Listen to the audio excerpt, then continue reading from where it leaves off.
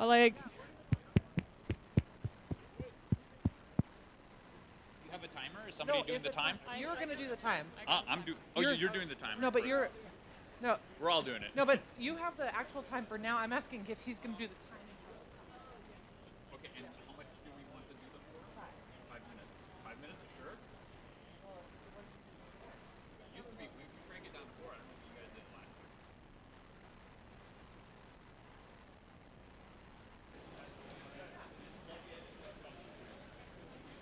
hello, everybody. Hello? Hello? Okay, let's go. It's good? It's 5:02. It's 5:02. Guess what time it is? Lightning talk time. Woo! Okay. Hello, everybody. My name is Gwen. My name is Medican, This is our and lovely assistant, Paul. this is Paul, but Paul is just modeling. Paul will not be speaking, so whoa. So for those of you that are new, that are first timers, we wanted to give a little sort of description of what a lightning talk is. So a lightning talk is a 4 Flashy. or less minute talk that can be about anything. Did you develop a super cool tool that like categorizes polar bear pictures? Give a lightning talk. Did you come up with a package that can rank burritos? Give a lightning talk. Any other things, Gwen? Any thoughts on lightning Any talk ideas? flashy idea you might have? Any flashy idea? Or Ready maybe you for did a cool science thing, but you didn't get a talk, but you really want to talk about it? If You could give you don't want others to steal your thunder. Yeah. Or maybe you like applied the Taylor Swift color maps to your science. Very cool library. It actually exists. Check it out. You can do that. So the lightning talks, the best part about them is that they are sort of spontaneous. You don't have to plan way ahead. You don't have to submit months in advance. In fact, you can submit right now. How do you submit? The bucket. There are notes at the NumFOCUS table. Oh, so yes, at the NumFOCUS table, there's note cards. And also there should we have some up here maybe? Yeah, okay, so Paul will grab some. Okay, this is our compost bin to go with our tending your open source garden, okay? So if you can add compost, really nourish the bucket with your ideas, okay? And you can write on the note card your name and the name of the talk. And we also want you to write whether you're a first-time SciPy attendee or whether it will be your first lightning talk, because we're going to try to alternate and make sure that first-timers get some priority. We may add some extra chaos in future days if it's not your first lightning talk, but today will be vanilla. So what we're going to do is we're going to call your name and your talk, and you're going to be on deck. So we'll say on deck is, and then we'll call you out, and you'll come and you'll sit up here, okay? The first talk has already been assigned. That person is already going to be presenting. So when you're on deck, you'll go to where Paul is, without the bucket. And we're going to have 2 people on deck at all times, okay? So when you get called, that's the announcement that, hey, it's my turn to give a lightning talk. I have 2 talks to sort of prepare mentally to really wow people with my amazing idea, okay? And then when the person who finishes their lightning talk leaves the stage, you need to come up immediately and start plugging in your computer.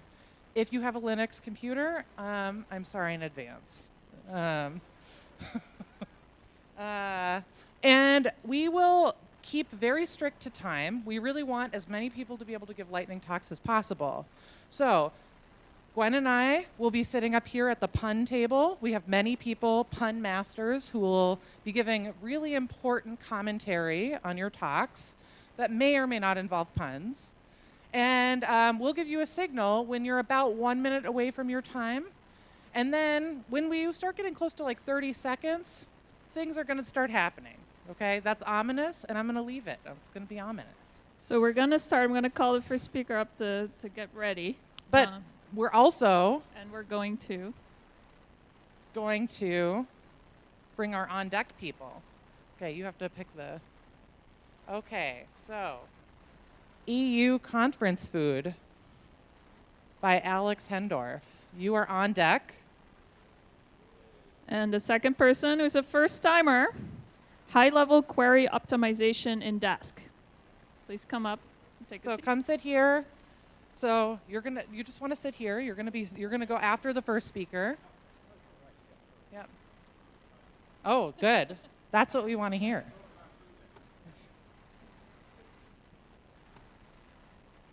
It's 5 minutes, right? 4. 5? 4. Okay. Good to go. Hey, I hope you're enjoying the conference. Let's see how we go. That had 5 minutes, now we've got 4, so we have to speak super fast. My name's Bill Little, I'm from the Met Office. I want to introduce you to a new 3D cartographic plotting library called GeoVista, targeting the earth science community. In a nutshell, GeoVista to PyVista is cartopized to Matplotlib. Closer to the mic. Okay, I'll get into it. Thanks very much. Okay, so GeoVista to PyVista is cartopized to Matplotlib. That's the quickest way I can say it. You might say, why are we doing something like that and not sticking with Matplotlib? Very good question, Bart. The answer is that the Met Office is moving to the next generation supercomputer and modeling system, and we want to be able to fast render higher resolution data on unstructured CubeSphere mesh. And GeoVista allows us to do that through the power of PyVista. What's PyVista? Okay, in a nutshell, what's the secret sauce? It's basically based on VTK, the visualization toolkit, and that's written in C++, so it's running on the wire, uses OpenGL and a GPU. That's why it's fast. Okay, and what PyVista does is it takes all that hot fuss of C++, wraps it in a nice Pythonic API with lots of bells and whistles, and lowers the barrier to use, but you still get the power of using a GPU. GeoVista just blends in some cartographic behavior like adding coastlines or granules, things like that, and then it gives me the confidence to say you'll see a paradigm shift in rendering, not because I'm doing anything clever, it's because we're standing on the shoulders of giants. Okay, and it's 100% Python, which is good. PyVista could talk on length, I'm not, because I've only got 4 minutes. The main thing is it's got a whole bunch of mature filters and algorithms there that's made my job easier in GeoVista. Also, it's plugged into the modern scientific ecosystem, like Jupyter and Jupyter View and things like that panel. There are a bunch of core developers here. They done a tutorial on Monday for the 2nd year running, which was awesome. If you want to know anything about PyVista, speak to Alex or Bain. They're around. So you've got some data. You want to get into PyVista. How does that work? Well, you can use the bridge. There's no Star Trek references here. Just don't go there. But there's some conveniences there for different types of workflows where you've got rectilinear, curvilinear, unstructured data. You can use that to create a mesh surface. You give it a geometry. That's where the points in space are. And how do those points join up? That's the connectivity. You can give that. Sometimes it's implied. You don't need it. But sometimes you need to give it. And sometimes you just got a bunch of points in space, like LiDAR data. You just want to see them. OK, what does it look like? Let's see some eye candy. So this is some NOAA data that's publicly available. There's just over 1 million cells and 1 million points on there. I've masked out the land masses. Oceanographers tend not like fish, don't like land. Masked that out. Got a texture mapped natural earth raster under there. Now 10-meter resolution natural earth coastlines. That is the default coastline resolution because it renders it so fast. Okay, there's some pseudo-cylindrical and cylindrical projection support in GeoVista. It's basic, but it'll mature over time. I've projected that mesh, ripped it and projected it to Plaque Carry. Just works really nice. Here's for the curvilinear. It's going to the ocean model. It's a tripolar orca model from the Met Office. And same deal, texture mapped, coastlines in there. You can then rip that, plot it to your classical Molevider, and using PyProj under the hood, so it understands proj strings and also understands CartaPy coordinate reference systems. And in order to do that transformation, no GEOS and no shapelib is used. I'm just using the filters from VDK. This is a really nice one from Patrick Brockman Institute, Pierre Simon Laplace. Basically, it's from the dynamical model, and it's got hexagonal cells, which usually you have triangles and quads. They're really nice and they work, but we can plot anything. That kind of works well. Dun. Okay. 10 seconds. Oh, we're just getting close. So there's a few more things we can do. One thing is that we can extract meshes using manifolds. There's a manifold, we extract it and plot it. There's a. All right. Oh, I want to get. Oh, she's coming to get me. That's getting scary. I'll give you a live. I'll give you a Next live speaker, demo come if up, it works. please. Oh, I'm going to have Madikin pick out the next. You were definitely Thank out. you okay. so much. We're going to have Madikin pick out the next speaker. Please get ready. That was Next quite the speakers, please landscape set up. that you set up for us. Yeah. I'm sorry. We traveled through time. You know? Okay, this is by Jork, I think. Multi-version documentation. I can't read the first. Yeah. Yeah. So are you here? Multi-version documentation? Okay. Okay, so next person, you want to move up because you're next on deck. Also, we have a Lightning Talks channel on Slack, and if you have some good jokes, you should add jokes to the channel because they're excellent. And you know, I'm assuming that they're open license, so I can copy them for myself. So, you know, please post in there to help me. No joke. Okay, ready to go. Okay, EU 4 conference minutes, right? food. 4 or 5? 4 minutes. 4 Oh minutes. my God. So I need your full attention. We are going to ask you many questions, and you have to react immediately by raising your hand. Okay. Who likes barbecue? Whoa, yeah, great. Where is the Big Pie Data barbecue? Yeah, you probably would assume it would be in Austin, Texas, right? Austin, we're here. And let me show you where the Big Pie Data barbecue actually is. It's here. Whoops, where's that? That's Heidelberg, Southwest Germany. So, yeah, so also to point out, I'm from Germany. I'm not from Berlin. Everybody asks me, from Berlin? No, I'm from down south here. This is like the university map of Germany, and I'm really happy and invite you to come to the Big Data Barbecue or Pi Data Südwest, like a really friendly community. And now next. Fantastic. Who likes Basel here? Nice. Speaking of Basel, we do have EuroSciPy in Basel. And actually, this always works. It's fantastic. Like from the 14th to the 18th of August, we have EuroSciPy. EuroSciPy is a very similar structure to this conference. We have 2 days of tutorials, 2 days of talks, maintenance tracks. I'm really running. We have also listening sessions online, euroscipi.org/2023, not the weird 2 in the end, which is over there. Please check it out. And I think I'm done. Go ahead. Who likes beer? Okay, so EuroPython is coming. You know that the highest beer consumption in the world is not in Germany, it's actually in Czech Republic, and Prague is probably a hotspot. So this is the beautiful city of Prague. EuroPython is going to happen just next week. And yeah, it's also remote, so if you can't make it, yeah, it's basically next week. It kept me like 9 years coming to this conference, actually. Because it was over time, yeah. Who likes stop waffles? Oh, good, good, good. Because Pi Data Amsterdam is on the way. So Pi Data Amsterdam is happening at the 14th to the 16th September. It's a great community. It's a great new venue. Unfortunately, CFP is closed. So yeah, see you in Amsterdam. And now? Who likes pizza? Fantastic. I love all of you. This is a genuine Italian pizza, and in case you wonder, this is less genuine Italian pizza with pineapple. One reason to come to Italy is pizza. Another reason is we do have Pike in Italy, actually, and SciPy loves Pike in Italy, as you can see. We already have our dates. It's going to be in Florence, Italy, just to be clear, not in South Carolina, in 2022 or 25th of May next year. And if you happen to be in Italy asking for a pineapple pizza, this is the general reaction you normally get. And my last question for you now is, we're done with conferences. Who likes spam? Nobody should. Nobody. It's terrible. Yeah. That's it. Thank you.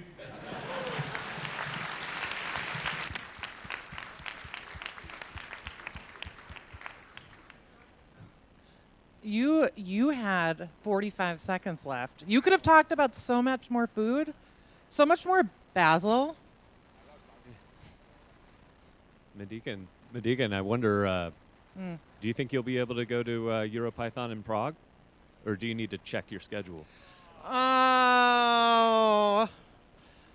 You know, I meant to check it out, but who's our next one on deck, Gwen? We've got Ravasi Venugopal, Pi Search. First timer. First timer. Oh, great. Come on up. Woo! We definitely want to make sure the first timers get the ultimate puns. So I'm hoping to see really good stuff from all of you. Okay. I saw some good jokes about copyleft licenses. So, I mean, we're with our people here. Okay. Great. You ready to go? Second. Can I have this for 45 seconds? No. I want to talk about query optimization in Dask. I work for Coiled. I focus mostly on Dask development. Historically, Dask was mostly using optimized techniques to schedule the tasks you gave them. But we didn't do anything with the query that was provided by the user. This was more flexible and ensured that we would always execute what the user wanted us to, but it had some performance bottlenecks. Right now, we're working on integrating a query optimization layer into Dask that should speed up the average workflow quite significantly. Spark has this since the beginning, and Dask will have this soon as well. So let's look at Dask expressions. We call the new queries in Dask expressions. They capture the user intent, meaning they store and record everything that the user gives us, and then we can move the expression around before we actually compute the results. This ensures that we can optimize that we can compute the most optimized query that's available to us. Our expressions, you can see them at the bottom of the screen. So let's look at one relatively simple example. We read in a whole Parquet file, then we filter, aggregate, and afterwards we select column X. This is a lot of work for getting one single value back. So it probably use more memory than necessary, and also take up more time. We can optimize this by hand, with a few simple steps. For example, we only need column ID and column X, so we can move this up to the read Parquet call, which should speed up our workflow quite significantly. We are still aggregating X and ID, which is not necessary, so we can move the projection of X a bit further to the front. But we are still reading all rows into memory, which is something that's not technically necessary because Parquet in Dask and Pandas supports filter expressions.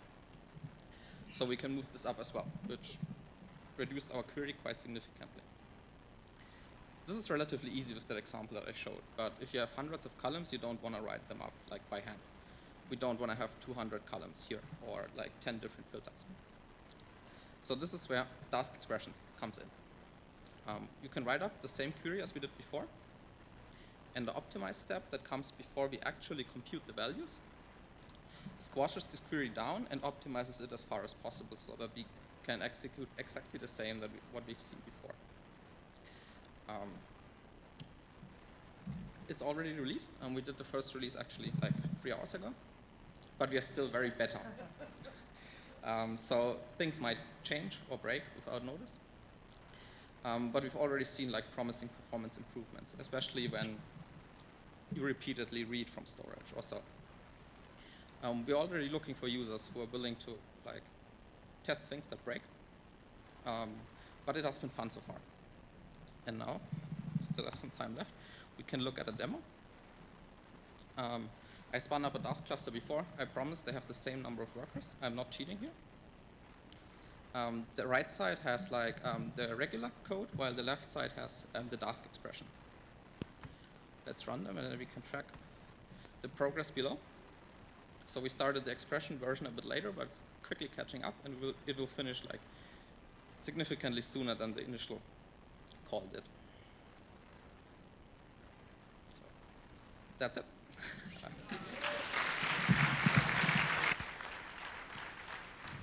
Up on deck. Oh, we already had Bill Little. You didn't allow Gwen and I to cluster around you.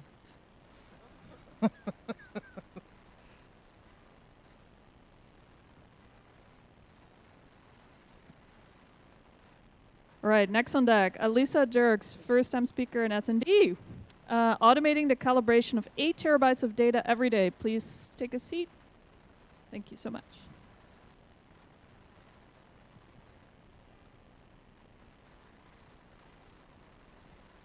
Just gonna read some of the puns on Slack, 'cause some of them are Well, they're pretty open great. licensed, as we know. So Dask all folks. we were dasking for it. Are you just dasking for a joke? Logan says he's up for the Dask. What? Does everything from the command line, even just sharing the extra Oh, is it render? the year of the Linux desktop?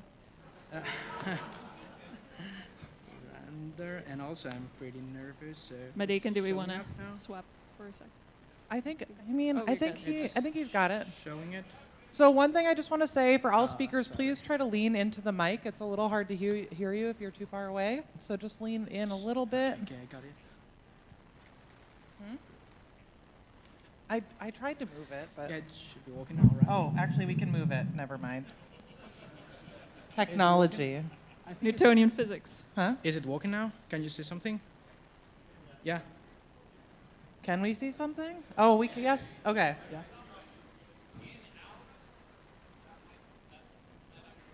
I don't think that's what was on his screen. Primary probably. Yeah, I think we can switch to the next speaker. Okay, and we're I will gonna- share the laptop. It's gonna be better. Okay. Well, we can try with Ripati, and she will. let Okay. me know, so. Okay, we're gonna switch it up. This is definitely in series, not parallel.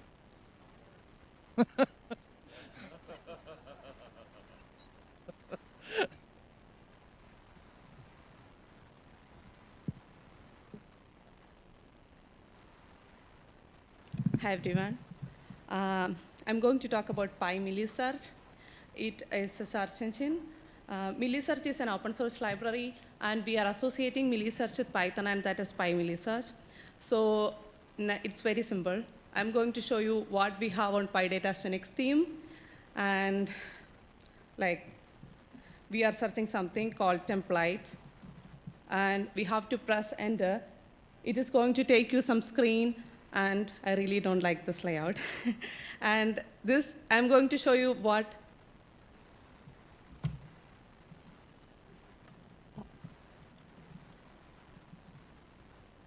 Hello, darkness. Yeah. So, yeah. Then we have something. This is a answers Phoenix theme, which is based on answers, but it inherit from PyData. So I am going to show you what we have on our search engine. So this is our search engine. I'm going to search some cool features from PyData, PyADT. That is like create something, create box maybe, yeah. And enter will take you to the page. So you have the suggestions, and this enter will take you to page. So how we are getting this is like, this answers Phoenix theme is completely based on PyData. We are just changing the styles and everything. So what you have to do is to, just use something called, this one, use Millisearch. This 4 lines of code is giving you this feature. So this is a theme option that we associated with PyData's Phoenix theme. And this 4 lines of codes with your specific index is going to give you this feature. And so we have something called PyMillisearch, which we have to associate with the PyData's Phoenix theme. So this is internal for the moment, and this is going to be out in 1 week, maybe. We are going to make it public, and we are happy to associate it with PyData if more libraries are happy to use our search engine. If you have more questions, I'll be there on that poster side, and please let me know. Thanks.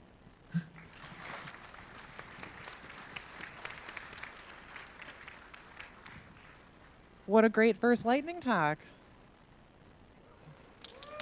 Woo! Okay, up on deck, We've got Neil Reynolds, oscilloscopes, ADCs, and intrigue. First time. Ooh, intrigue. Huh? Well, yeah, but yes, but he's using the same computer. We decided to switch it around. Well, thanks a lot. Sorry previously for the issues. So at this point, I guess most of you know what is documentation. And it's very important to not only provide documentation for users, but also for developers and maybe even for legacy users. So you realize that you need to provide multi-version documentation, and that's what most of the projects and big projects that you see out there are doing, right? That's exactly the goal of this feature. You have the developer version, user version, and some legacy versions. So usually this has been done through by using some services out there. But at ANSYS, what we wanted to achieve was the possibility of using GitHub pages and multi-version. So you can integrate everything under the same repository. So as you can see, some of our products are using that. MAPDL. Oh, this is a French keyboard. So, but everything's against me in this lightning talk. But as you can see, it's very powerful, right? So one of the things that we implemented was something called reusable workflows using actions. My goodness. Yeah, it's pointed to they all. We just went to a migration. So basically, we implemented a set of reusable workflows. And one of those are, God, not sure what's going on today. But one of those is a reusable workflow for documentation. So basically, we are providing something called doc deploy dev action. That it is basically a GitHub action job. And here's how you can use it. You just add it to your CI/CD pipelines. And basically, this will take care about everything and managing multi-version documentation. So as soon as you do a release, as soon as you tag something, it will create the required layout. As you can see in the URL, it's basically having the CNAME, the version, and then every version points to the right one. So it's very powerful. You only need to add this workflow to your CI/CD pipelines and add some additional configurations to the existing ones in PyData. So if you look for version switcher, oh, so my God, switcher, you will find that there are some configuration options. You just need to play with those, and I'm more than happy to give more information, and I understand it might be too short for a lightning talk. We will be there at those posters. Feel free to get in touch. It is a very useful feature that is being already used by PyVista, and you can push to repos, to external repos, to any branch that you want. It's very useful. Everything's going to be on GitHub. You just don't need to duplicate stuff. No need to go with other services. Everything's open source for you. So yeah, feel free to ask any questions on the posters. Thanks a lot, and sorry for all the issues. I bet I can tell you I'm better than these issues. Thanks a lot.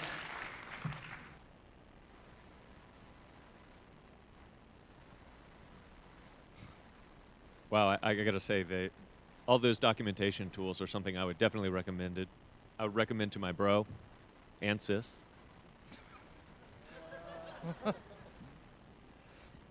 I think that talk was very on theme for Year of the Linux Desktop. Next on deck, Scott Christensen, Tethys Platform, a Python approach to web apps. Scott, are you here? Scott? Yes. Oh, yes. Please take a seat. Scott is here. Okay, you're ready. Take it away. I'm Alyssa Dirks. This is my first lightning talk and my first... Thank you. Woo! Thank you.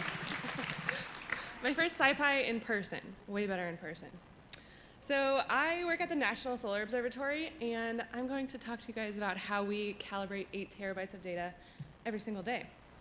So this is our telescope. It is the largest solar telescope in the entire world. It's in Maui, Hawaii.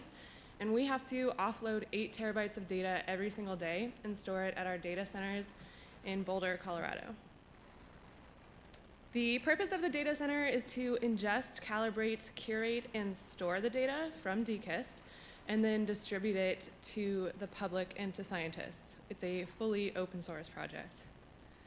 My job is a calibration engineer, so I'm going to be talking to you guys about how we do some of that calibration. Currently, the data center has 12 people staffed on it, and we only have 4 calibration engineers, and it would be impossible for 4 of us to manually calibrate 8 terabytes of data every single day, holidays, weekends, no days off. So we have to automate some things.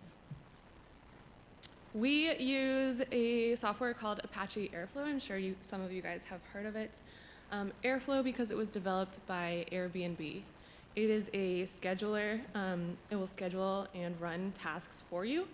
Basically, you just point it at a computing cluster, and it's just going to go and schedule. This is an example of one of our instrument calibration pipelines. Each box is a calibration task. So it's a dart calibration, a polarization calibration. All of these different boxes are all of the tasks that have to run in our pipeline. Airflow can parallelize some of these to increase efficiency and decrease runtime. And when we get a full data set transferred to our data center, our systems know. Airflow queues it, and it just starts going without user interaction. So if we zoom in on one task, it is more than just a little green highlighted box. There is a ton of Python under the hood here. So this is just an example of part of our science calibration code.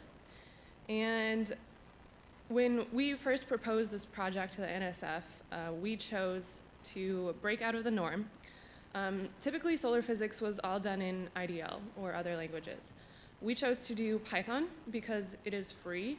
Everything we write is open source and available to the public, so it takes down that barrier to entry for people. And Python was also chosen because of the library support available to it, so we don't have to reinvent the wheel and scratch from code in many cases. Also, big fans of Python here. It has a great rework loop, and it's awesome for development. So these are some of the big packages that we use. SciPy, of course, NumPy, SunPy, AstroPy, Pydantic, Airflow, Jinja, and scikit-image and scikit-learn. So to everyone who's here from those packages, thank you. You guys made this possible. You are contributors to calibrating the largest solar data set in the entire world. So if we go back to Airflow, Airflow can give us a view of what is going on. This is a screenshot of 46 different pipelines running, and we can scale it out to 100. And we're only hardware limited. This isn't software limited at all. Each column is a pipeline run, so we can really go far with this. And with that, we can get these really cool images of the sun. And if you click that link, go to that link, you can download data for yourself and play with it. Thank you.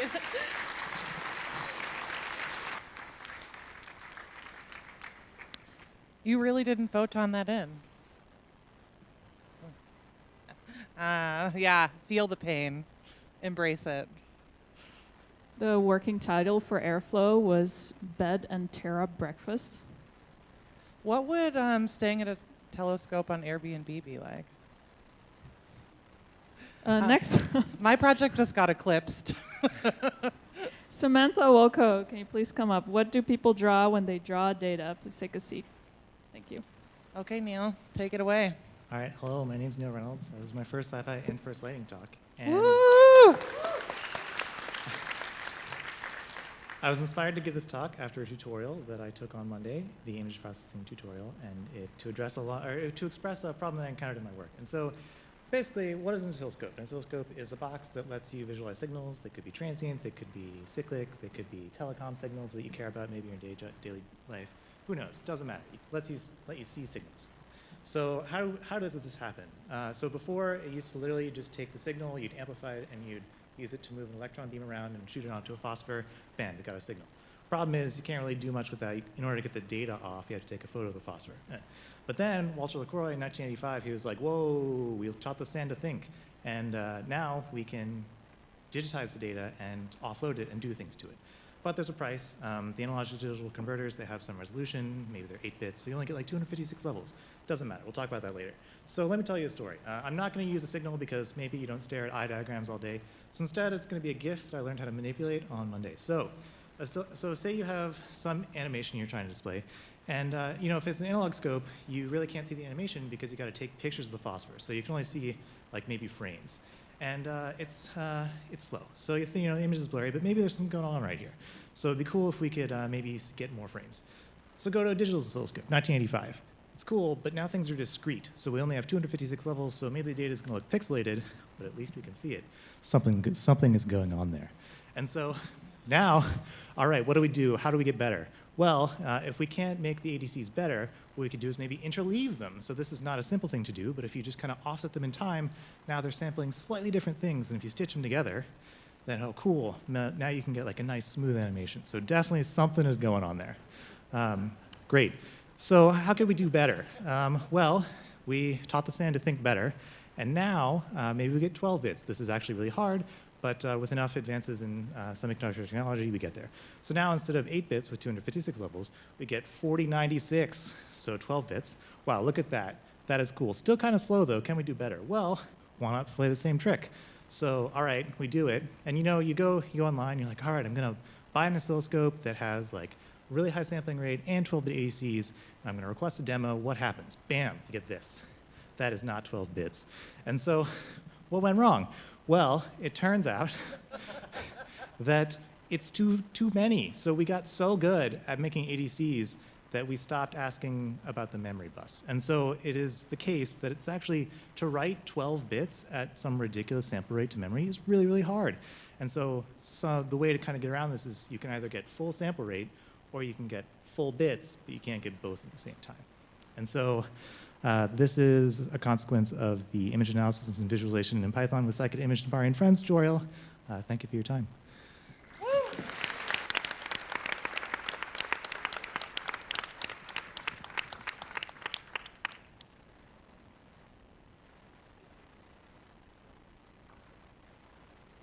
All right, thank you, Neil. Next up on the deck here, Philip Cloud with Joins from Hell. Philip, are you here? He is Definitely here. not ominous at all. Talk about making waves.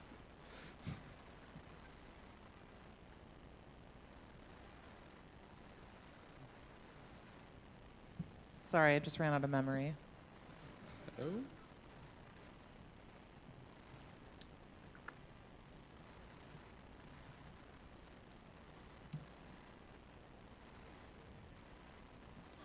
Oh, beautiful, beautiful. Yeah, for those of you that couldn't hear, I'm sure we can ram through this. Next year we'll do better. It'll be our New Year's resolution. Ooh, yes. Time to just bite it. Mac. Uh-oh. Are we having a bit of a problem? Okay, what's the magic angle?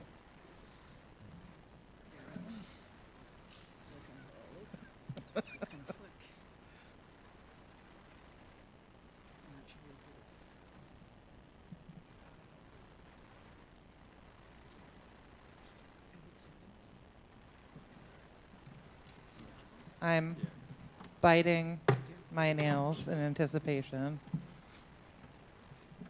Not terabyting your nails, though. Just mega biting them. Just megabyte.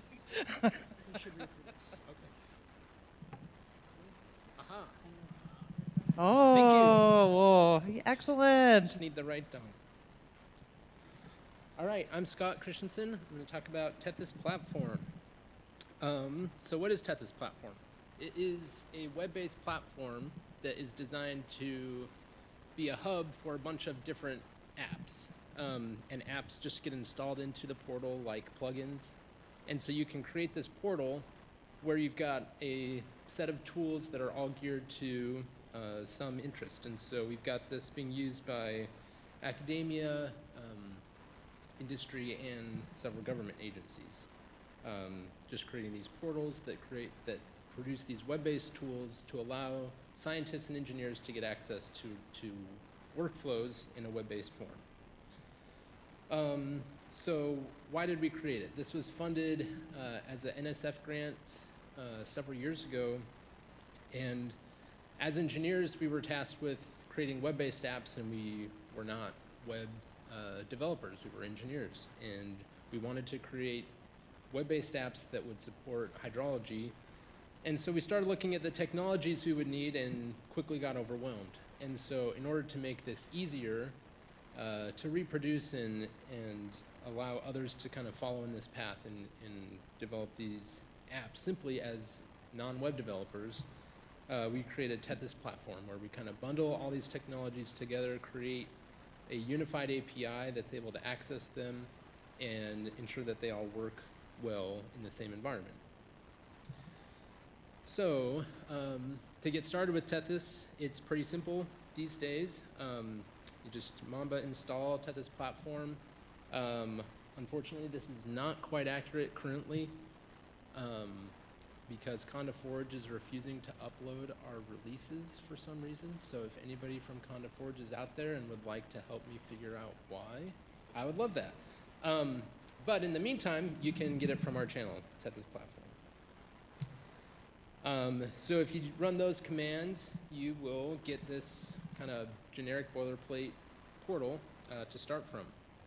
And then just with a few more commands, this generates all of your boilerplate code for your app, and you can just start adding content. And so with that command, you get an app that pops up in your portal. You get kind of default layout, and you can just start dropping in some content. And we've made a bunch of tools to make it easy for, it's very compute and geo mapping centric, so a lot of tools to add those kind of things simply. Another thing that we've been working on is integrating panel. So a lot of people like to start their workflows in Jupyter, and we wanted to make it easier to get from your Jupyter notebook workflow into a production level Tethys app. And so using panel, you can lay out stuff in panel. That transitions really easily to a bokeh app, and you can just drop that into Tethys and integrate that in several different ways. And that is leveraging a project called Bokeh Django. So the Bokeh team created some mechanics to allow the integration with Django, and they've split that out now into this project. And so with Bokeh Django, you can integrate that. And we're working on micro Tethys. So Tethys is getting a little bloated. We're trying to reduce that so that it's really small. Thank you very much. And with my last 2 seconds, I'd just like to throw in a pitch for the Tethys SciPy t-shirt. Thank you. Thank you so much. You hear that, Conda Forge? He's ready to join Forges. All right, our last lightning talk, Blake Bejarano, collaborative calculation and data science, up on that. Got to strike while the iron's hot. Yeah, that's right. I know blacksmithing. Just to all the hydrology experts out there, know that the situation for installing that through Conda Forge is fluid.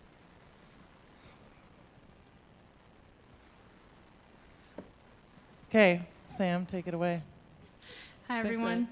I'm Sam. I'm a PhD candidate at the University of Illinois, and this is my first lightning talk. Woo! So a little about me. I have both a technical and social background, I have an IT background, data engineering and data visualization, and I have a background in psychology and a really keen interest in open source software communities. And which is really informing my current work, my dissertation, and I thought I'd keep it simple and have my main research question be, what is data? It's going really well. So I'm running a qualitative study on natural scientists and how they internally perceive particularly spatial data, with the idea being the better we understand how we internally perceive data, we can develop better tools to suit that. So I put my participants through something called a data tour, and at the end of the data tour, to the horror of the participants, I have them draw, and I ask them to draw how they perceive data in their minds. So what did they draw? No one drew the exact same thing. But there was lots of overlapping themes. This is also on a virtual whiteboard, so no artistic, skill. It was a little clunky. So a lot of people drew shapes they saw in visualizations, and this is how they understand different phenomena. People drew this like one-to-many schema relationship, so JSON schemas came up, things like that. People drew models, documents, scripts, different products they created. People also drew raw data a lot, typically in the form of a cube, kind of coming out of a simulation. Here's some more. We've got more visualizations, more shapes. Again, models, documents coming into play. And then we also have this one-to-many relationship going on, and then a big block of raw data. And I want to step back for a moment. This group of four separate drawings, these were all drawn by people who identified as men. So there's some overlap between the drawings, which is really interesting. This group is drawn by people who identify as women. There is no overlap between the drawings. They all drew wildly different things, all insightful, but there's no general pattern across.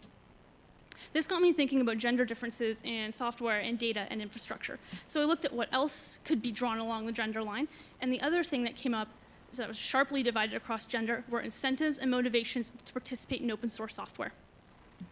So men stuck to traditional incentives, having fun, learning with others, building something new, monetary incentives, advancing their career, publishing papers, well-documented incentives that are in the literature that we know motivate people to contribute. Women mentioned none of these incentives. When I asked women why they chose certain tools, why they choose to develop, they talked about their students. Even women who are not, and the vast majority were academics, even the women who were not in teaching professions or had students, they framed their choice of tools and how it could be best communicated to other people. So science communication, teaching students were their main incentives.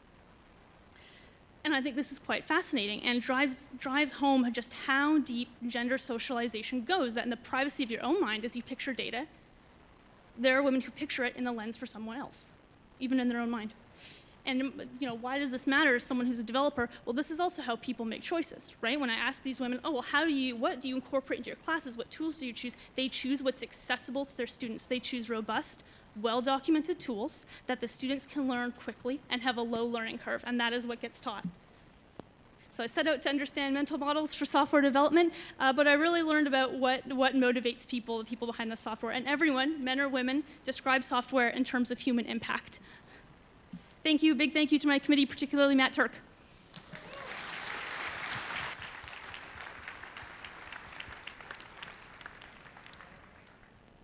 Thank you, Sam. I think Madikan was trying to not intimidate you too much because she already does that enough, right? Yeah, that's true. Wow, it's now my roast.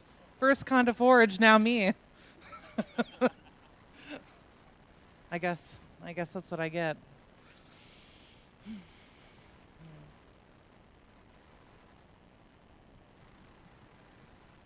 From that talk, I was able to draw a lot of conclusions. But what are data?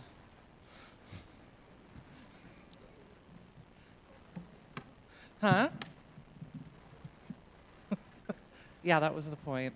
I knew someone was going to get into the data thing. Are or is data? It figures. We have to draw a line somewhere.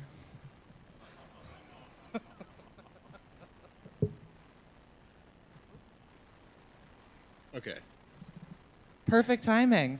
Excellent. Hi, I'm Philip Cloud. I work at Voltron Data. I work on a project called IBIS, and this is an image resulting from me typing in database joins from hell into stable diffusion.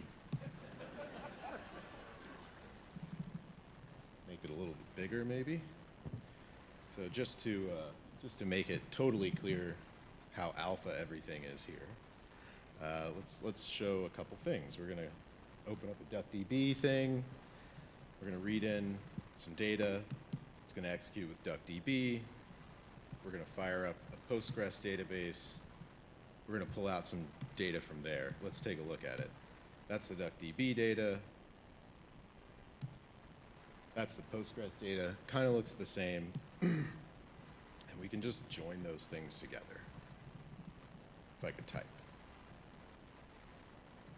Like, what is that? That's the join from hell. but it kind of works. Okay, but if we try to evaluate it again, yeah, things just kind of go haywire.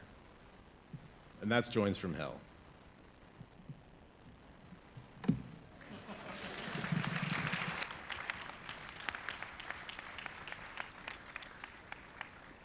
I was really hoping you'd do that in like a metal voice. Joins from hell. These puns on Slack are really quacking me up. We're not ducking around. I'm good to go. Good. Do it. Hey, everyone. My name is Blake Bejarano. I'm the Chief Sales Officer for CoCalc, Collaborative Calculation and Data Science, and I'm just here to spread awareness about our platform. Essentially what we do, CoCalc, it's a platform that enables access to open source tools for science, engineering, and mathematics, but we emphasize continued access and a real-time collaboration. That way you can collaborate in real time via your web browser while using applications that we all know and love: Jupyter Notebooks, Linux Terminal, LaTeX or Markdown documents, VS Code, X11 graphical desktop. We have an integrated course management system that supports automatic grading for those in the education space, and we're the first company ever to come out with a computational whiteboard environment, fully featured whiteboard where you can write using your pen and your tablet. You can make sticky notes in LaTeX, Markdown, or rich text, and run Jupyter cells in any of your favorite open source programming languages.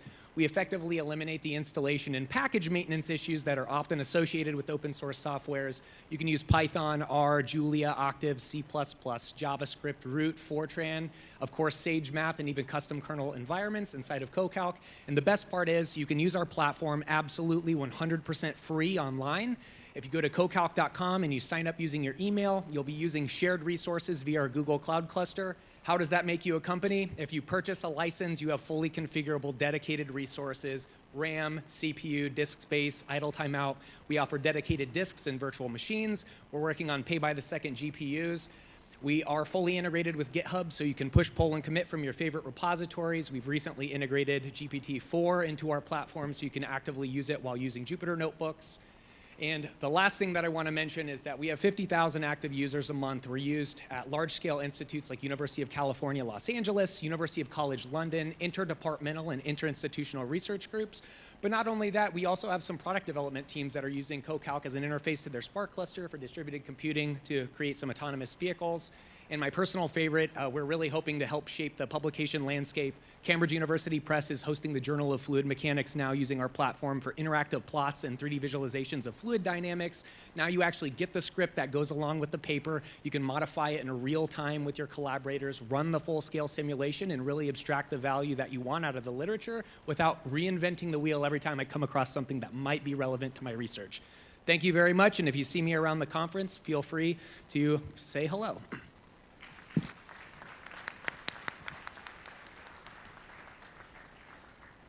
We have a quick announcement from Alexi, and then because we're running a little bit ahead, like some of the Lightning Talk speakers were extra kind and didn't want to get bounced off stage, we have time for one more talk.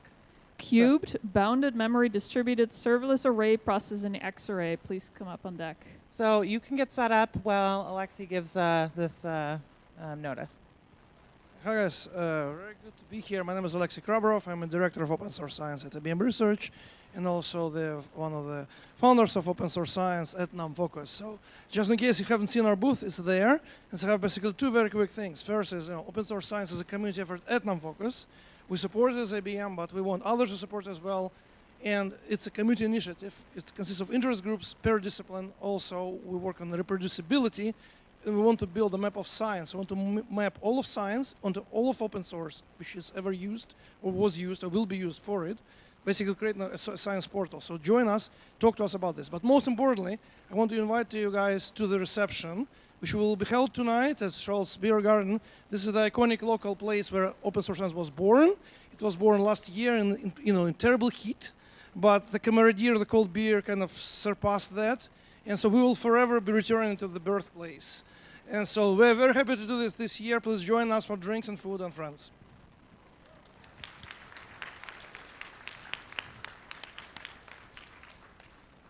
Yes, let the beer garden, grow your open source garden. And this is a good kind of join, if you join tonight. Okay, I'm just going to time myself. Make sure I can do this in time. No, don't time yourself. Don't worry, you're already out of time. My name's Tom. I'm going to talk to you about this package called Cubed. Basically, I'm a scientist. I work with a lot of big arrays. As such, I love X-ray. I'm a bit biased as an X-ray core dev. When we wrap our arrays with X-ray, we get a nice little display like this. In this case, we've got like 8 terabytes of data. But in general, I want to analyze more than that. This is this like horribly high resolution ocean data set, which is petabytes in size. So like, I'm really interested in how we can do array processing on these kind of problems. So you say, okay, use Dask array, and we do in X-ray. And Dask is great, but it doesn't always work. Like sometimes it doesn't work. And when it doesn't work, it generally, the failure mode is that it exceeds your RAM budget. This kind of looks, in practice, it looks like this on your dashboard.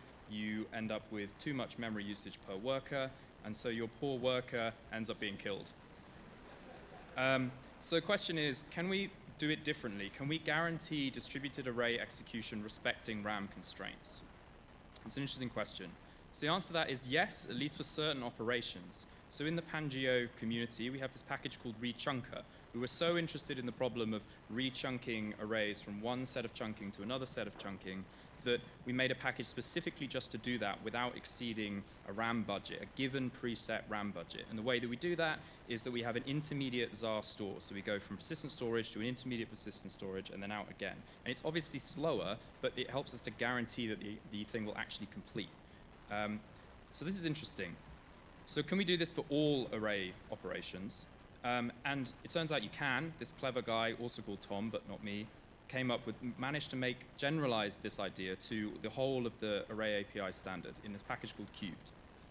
Cube's design looks a bit like this, with these multiple layers nicely abstracted. You've got the array API on the top, all the NumPy-like functions. Underneath, you have these core operations of mapping blocks over chunks of your array. And then those are all implemented in terms of 2 primitive ops called blockwise and rechunk. And the special thing about these 2 is that they can both be done in this bounded memory fashion. Once you have those, you can execute them on all sorts of runtimes locally, but also I'll come to other ways of executing them. And then the storage, every step is going from one persistent ZAR store to another persistent ZAR store. Another thing that's interesting here is that these middle 2 layers are basically abstractions, really nice abstractions invented by Dask, but they're not specific to Dask. Like you can think of other chunked array computations that use the same abstractions but different internal implementation. So one of the advantages of this cube framework is that the execution lends itself nicely to a serverless model. So you have like a ZAR store with 1,000 chunks or whatever, and you can deploy one serverless container per chunk, and each process reads and writes a single chunk, which means that we can go into the whole like serverless ecosystem and use packages like lithops to get access to running these on like AWS Lambda, Google Cloud Functions, loads of other stuff. We can even compile it as a BMP collection or run it on this modal startup. Or we can even go full circle and run it on Coil potentially, using Coil's new functions service, going all the way back. So now that X-Array can wrap Cubed or Dask or potentially other things, because that's my contribution to this, was extending X-Array so that it could wrap anything that obeys this kind of chunked API. It's kind of similar to we're now in this kind of similar situation to when we have a SQL query that we want to execute through a range of backends. In that landscape, it's very, very well developed. You have a high-level expression that you want to query, that you want to do on a database. But in our case, instead, we express it through X-Array and execute it through a range of backends. We have a blog post on this. Here's a QR code. We also have a discussion group about it. And I want to thank Tom for actually writing the library I'm talking about. Thanks. Thank you.